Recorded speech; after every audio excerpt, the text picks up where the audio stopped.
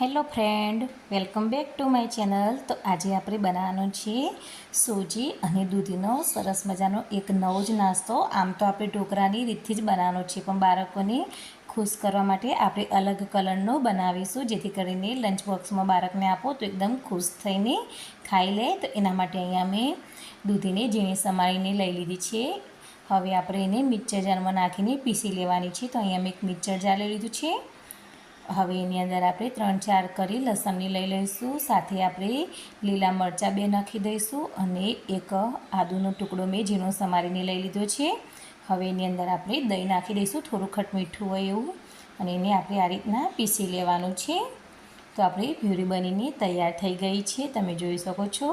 તો હવે અહીંયા મેં સોજી લઈ લીધી છે. તો એક નાની કટોરી જેટલી સોજી લઈ લીધી છે, ઝીણી આવે છે એ છે. અહીંયા તમે મોટી લેશો તો સારું બનશે. અને હવે આપણે જે પ્યુરી બનાવી હતી એ નાખી દઈશું સોજીની અંદર. એનાથી જ આપણે અહીંયા પલાળીને તૈયાર કરવાની છે સોજીને. તો અંદર નાખીને બરાબર આ રીતના મિક્સ કરી લઈશું અને હલાવી લઈશું. જો અંદર દૂધીનો ગાંઠો રહી ગયો હોય તો એને કાઢીને અલગ કરી લેવાનો છે. અને આ રીતના બરાબર હલાવીને તમારે રાખવાનું છે ખીરું એનું. હવે આપણે એને ઢાંકીને 10-15 મિનિટ માટે રેસ્ટ આપી દઈશું, એટલે આપણી સોજી ફૂલીને સરસ એવી તૈયાર થઈ જશે. તો 10-15 મિનિટ જેવું થઈ ગયું છે. હવે આપણે એને જોઈ લઈશું. તો આપણી સૂજી ફૂલીને આપણું ખીરું થોડું ઘાટું થઈ ગયું છે, તમે જોઈ શકો છો. તો આપણે એને ચમચાની મદદથી હલાવીને જોઈ લઈશું. જો અહીંયા તમને ઢીલું લાગે તો તમે થોડીક ફરીથી સૂજી ઉમેરીને કઠણ સરખું કરી લેવાનું છે આ રીતનું.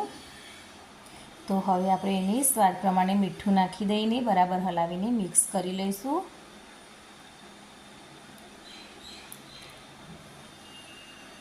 તો હવે આપણે ઢોકળા મૂકવાની તૈયારી કરીશું. આપણે ઇડલીની ટ્રે આવે છે એની અંદર જ મૂકવાના છે. તો આ રીતના બરાબર હલાવીને મીઠું નાખીને હવે મેં એ ટ્રે લઈ લીધી છે, જે આપણે ઇડલી બનાવતા હોય એની જ. તો એની અંદર આપણે તેલ લગાવી લીધું છે, ગ્રીસ કરી લીધું છે, અને પાણી પણ અહીંયા ગરમ કરવા માટે મૂકી દીધું છે.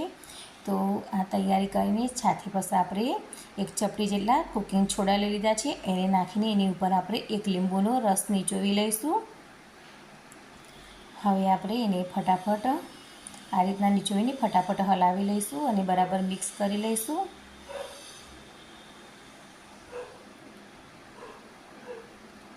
તો હવે આપણે આ રીતના હલાવીને ફટાફટ ટ્રેની અંદર નાખી દઈશું.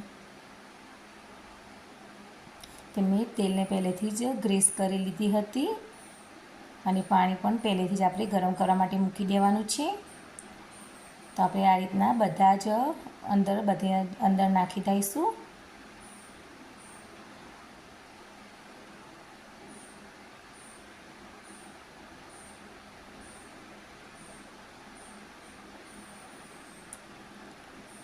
તો અહીંયા મારી 2 ટ્રે જેટલી બની છે. તો હવે આપણે એને આ રીતના બધામાં સરખું નાખી દઈશું અને સ્ટીમ કરવા માટે મૂકી દઈશું. તો અહીંયા મેં 2 ટ્રે ઉપરા મૂકી દીધી છે અને ઢાંકીને આપણે 15થી 20 મિનિટ માટે સ્ટીમ થવા દેવાનું છે.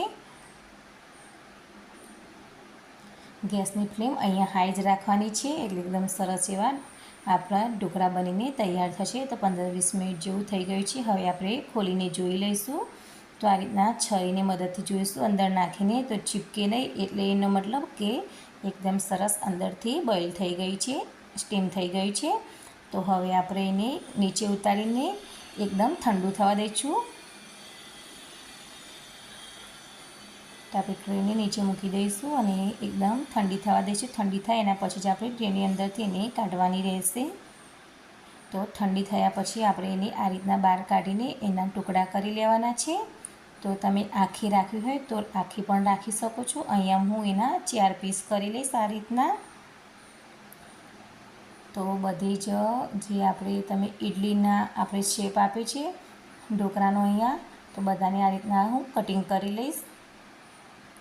એકદમ કલરફુલ બનીને તૈયાર થઈ છે, એટલે બાળકો પણ એકદમ ખુશ થઈને ખાય, એમને કંઈક અલગ જ લાગે. એટલે આ રીતના પણ એકવાર આપણે નાસ્તામાં બનાવીને આપી શકીએ છીએ.